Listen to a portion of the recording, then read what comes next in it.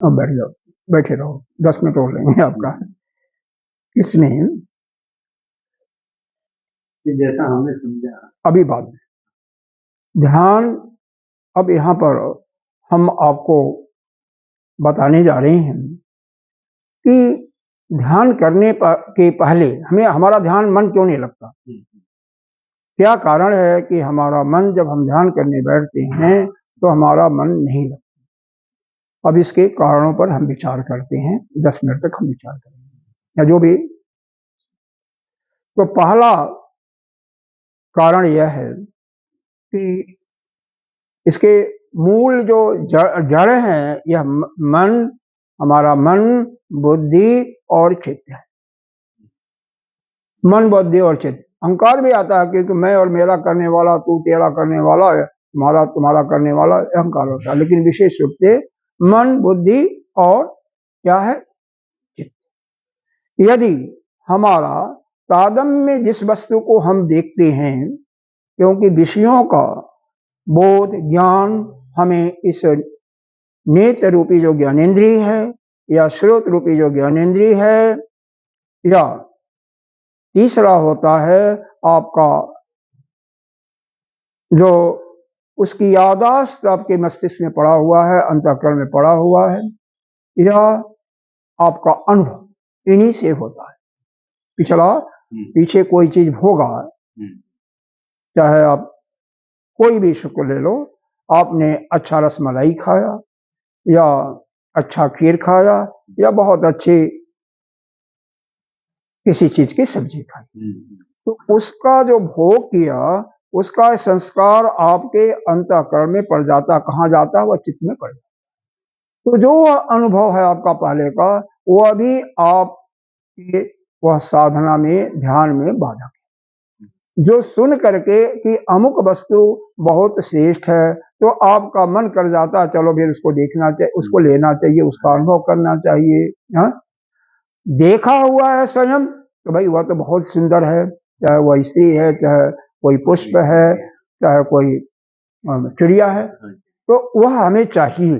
मन वहां पर चला जाता है। तो यदि मन का तादात्म्य, हम देखे मन का जो तादात्म्य, मन उन जिसको आपने देखा, सुना, ठीक है, या आपके स्मरण में है, भोगा हुआ, उसका अनुभव भी है, उससे अपना मन हटा लो, उसका तादात्म्य न हो, तो उनका संस्कार आपके ऊपर बिल्कुल नहीं आएगा। जरा पंखा चला दीजिए, पंखा चला दीजिए, पंखा लगता सुनते नहीं है आप।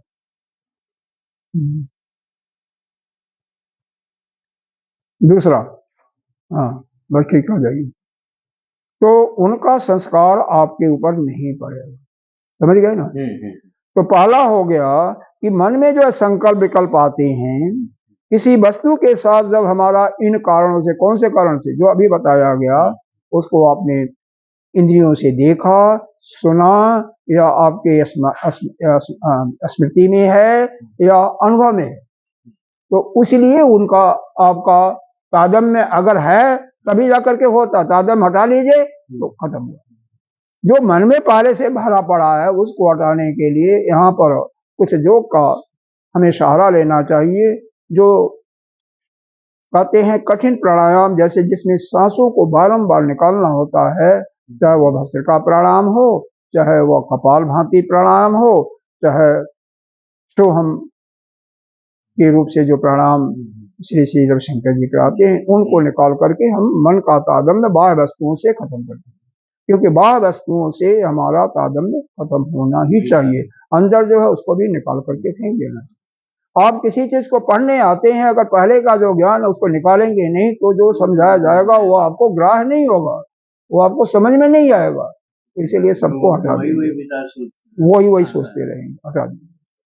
अब इसके बाद आइए बुद्धि को। बुद्धि क्या करती है? किसी चीज का निश्चय करती है, निश्चयात्मक बुद्धि। संकल्प विकल्प मन, यही परिभाषा दिया हुआ है। संकल्प विकल्प मन, यही परिभाषा दिया हुआ है, तत्वबोध में ही परिभाषा दिया है। जो संकल्प करता है, विकल्प करता है, वो मन है।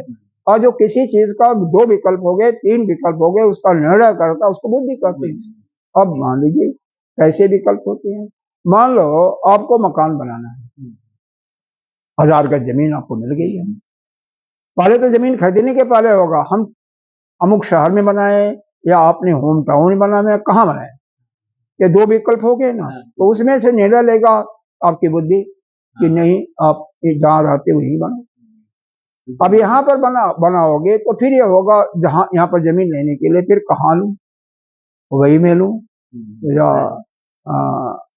थाने में लूँ, कहाँ लूँ, या नया जो बम्बई है वहाँ लूँ।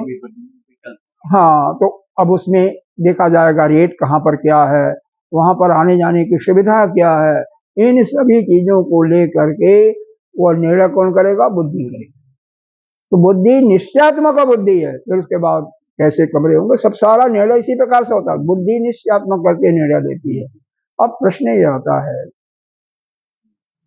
बुद्धि ने तो निर्णय ले लिया कि 4 बजे जगना, 4 बजे आपको ध्यान करना है या 5 बजे जगना है, उसके बाद आपको नहा धो करके ध्यान करना है, भगवान सूर्य को उदय होते हुए सूर्य को जल देंगे जिससे हमारा स्वास्थ्य ठीक रहे। ये बहुत गुण है, उदय होते हुए सूर्य को इस प्रकार से मंत्र के द्वारा जो जल अर्घ देता है, सूर्य की किरणें जब रिफ्लेक्ट होकर के, आजकल तो बरसात हो रही है कुछ नहीं पड़ेगा, रिफ्लेक्ट होकर के शरीर में पड़ती है तो शरीर के रोगों को नाश करती है, क्योंकि सूर्य ही है स्वास्थ्य का, हेल्थ का सिग्निफिकेटर है, कारक। तो सूर्य को जल, अब मंत्र यही है, ओम ऐश्वर्यो संसांशो तेजो राशे जगतपति अनुकम ब्रह्मा गृह तत्वा दिवाकर। मंत्र बड़ा है, नहीं आता है तो ओम सूर्याय नमः या ओम मित्राय नमः, ओम रवे नमः, ओम भानवे नमः, किसी मंत्र का 12 मंत्र तो ऐसे सूर्य नमस्कार में होते हैं, किसी मंत्र का, और नहीं तो जो मंत्र बताया गया है उस मंत्र के से दीजिए। और देते हुए इस प्रकार से सिर के ऊपर से रखते हैं कि उसके किरणें सूरज के जो रेज निकल रही हैं उस पर पड़े और वहां से रिफ्लेक्ट होकर के वह किरणें पुनः आपके शरीर को प्रभावित करें, तब जाकर के रोगों की शांति होती है। यह वैज्ञानिक तरीका है, यह विज्ञान का एक सिद्धांत है, सूत्र है कि जब भी किसी से रिफ्लेक्शन होगा तो उसका प्रभाव आपके ऊपर पड़ता है। ठीक है, अरे यह क्या, आपका जीवात्मा क्या है, यह भी तो प्रतिबिंब ही है ना, किसका है, शुद्ध आत्मा का, और पूरा उसके अंदर वही गुण होते हैं जो आत्मा के अंदर। तो आपने निर्णय लिया 5 बजे, लेकिन 5 बजे जगने के बाद कहते हैं यार अभी क्या है, अभी और लेट जाए 2 घंटे के बाद, अभी बहुत टाइम है, क्या करेंगे, फिर लेटे तो हो गया 8 बज गया, 9 बज गया, तो उसके बाद उठे तो फिर पछतावा होता है, होता नहीं हो, हमने बहुत गलती की। तो इसका मतलब बुद्धि जो निर्णय लेती है उसके अनुरूप यदि आप कार्य नहीं करते हैं तो आप अपने जीवन में कभी सफल नहीं हो सकते हैं। तो बुद्धि जो निर्णय लेती है, एक बार जो निर्णय ले लिया उसके अनुसार काम करने वाले का जीवन सफल होता है, उसका उत्थान होता है। तो बुद्धि जो भी निर्णय ले, और निर्णय लेने के लिए हमारी बुद्धि शुद्ध हो, परिष्कृत हो, उसके लिए जरूरी है कि आपका जो दिनचर्या हो वह अच्छे लोगों के साथ हो, संगति अच्छों के साथ हो और परमात्मा के साथ जुड़ा हो, तो बुद्धि परिष्कृत होगी, शुद्ध होगी। क्योंकि वही बुद्धि अगर दुश्चरित वाली होगी तो गलत निर्णय लेगी ना। आपका साथ चोरियों के साथ होगा तो बुद्धि भी वैसे ही हो जाएगी, सत्य बुद्धि से बनी है, लेकिन उसमें जो आगंतुक गुण आते हैं, ये आगंतुक है। आपका साथ हो गया चोरों का, आपका साथ हो गया ये मदिरा पीने वालों का, तो ये आगंतुक जो उसमें अवगुण आ गए उसको निकालना पड़ेगा ना, उनको निकालना पड़ेगा। बुद्धि तो सात्विक है, लेकिन ये आगंतुक आ गया तो उसको बिना निकाले तो काम नहीं चलेगा ना। तो उसको निकालने का फिर यही होता है कि बारंबार उसका चिंतन करें, उसको जो है चलो छोड़ दो, आप आगे की क्रिया तो परमात्मा में लगाओ, अच्छे संतों का साथ करो, अच्छे लोगों का, भगवान के भक्तों का, जिससे जैसे एक कूड़ा करकट है, गंदगी भरी हुई है, अब उसके ऊपर नित्य प्रति अगर आप इतर पुलेर इत्यादि डालते रहो तो एक दिन ऐसा होगा कि वह सब इत्र पुलेर की गंध आती जाएगी, नीचे का वहीं पर दब करके वो सड़ जाएगा। कभी कभी भभक आएगी, लेकिन वो भी धीरे धीरे अगर थोड़ा झोंका भी सारा लोगे सब खत्म हो जाएगा। इस प्रकार से बुद्धि हमारा सद्मार्ग पर चले, उसके लिए हमारी संगति जो है संतों का हो, पहली बात। दूसरी बात, हमारा उस अपने आराध्य का भजन मनन कीर्तन सत्संग का हम श्रवण करते रहे, जिससे हमारी बुद्धि परिष्कृत होती रहे। तीसरा बात आता है चित्त, क्योंकि चित्त के अंदर ही सारे जन्म जन्मांतर के संस्कार पड़े हुए हैं, और उन्हीं के अनुसार हमारी वृत्ति आती है। और यही वृत्तियां भी, अगर वृत्तियों पर हम ध्यान देंगे तो हम उसके पराधीन हो जाएंगे। भाई हम जब गुलाम बन जाएंगे तो हमारी गुलामता, कोई नहीं चाहता कि हम किसी का गुलाम बने, सबको स्वतंत्रता ही अच्छी लगती है। हाँ, सबको अच्छी लगती है स्वतंत्रता। तो वहां पर आपको क्या देखना है कि वह जो चित्त पर संस्कार पड़े हैं, अब उसको दूर करने के लिए यहाँ पर दो चीजों को देखते हैं। एक तो कोई भी वृत्ति निकले तो उस पर मन मत लगाइए, क्योंकि आप तो चाहते हैं, जो हम चाहते हैं वही वृत्ति आए। वह वृत्ति नहीं आ रही है, दूसरी वृत्ति आ रही है, या तो आप ध्यान ही मत लगाइए वहां पर। गीता जी भगवान ने भी कहा, ध्यायतो विषयान पुस्ता संगस्तो उपजायते संग संजायते काम कामाद क्रोधो अभिजायते। तो उस वस्तु पर ध्यान न दो, या नहीं। दूसरा ये है कि सारे जो पहले से पड़े हुए हैं उनको निकालने का तरीका यही है, दीर्घ स्वर में, क्योंकि आपका उद्देश्य है कि वृत्तियां कम से कम होंगी, कम से कम वृत्ति आए, कम से कम वृत्ति आए ना, या कोई ना आवे। कोई नहीं आएगा तो आप विस्वरूप में जाओगे आप। तो कम से कम वृत्ति आवे, क्योंकि योग का सिद्धांत है, योग दर्शन का, कि योग चित्त वृत्ति निरोध है। उसके बाद तीसरा मंत्र आता है उसका कि ततो दिष्टो स्वरूप अवस्थानम।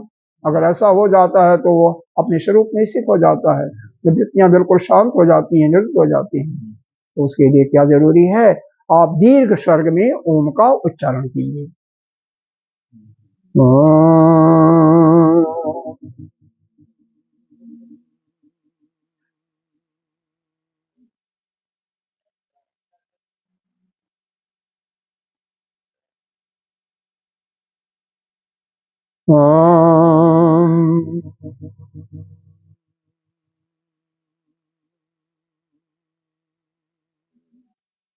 इसमें दो आवृत्तियों के बीच का समय बढ़ाने की कोशिश कीजिए, और जब तक होना चाहिए, जब तक आपकी सांस सामान्य न हो जाए, इतना गैप होना चाहिए।